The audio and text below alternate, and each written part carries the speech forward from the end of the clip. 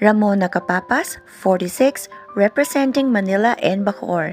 Let me take you to my two favorite places.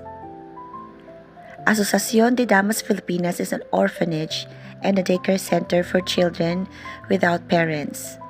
And I love spending time here, teaching arts for free, and celebrating our birthdays. This is my studio in Bacoor, Zoom Bacoor Dance and Art Studio.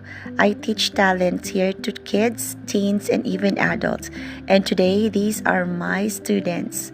I'm going to teach art for free, and I'm going to eat snacks with them. And I really love spending time with kids. Even for the first time, I connect with kids instantly.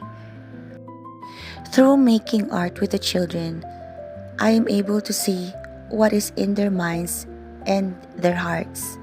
So please take time to create with your children. Doing art is also a very effective therapy against depression, anxiety, and stress. I also teach children with special needs and mental disorders. Mental health is as important as physical health. Arts and charity really makes me happy. God bless the children.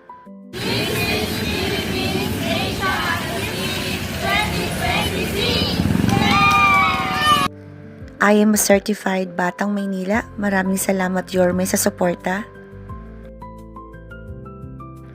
At ina ng Bacoor. Maraming salamat Mayor Strike Revilla.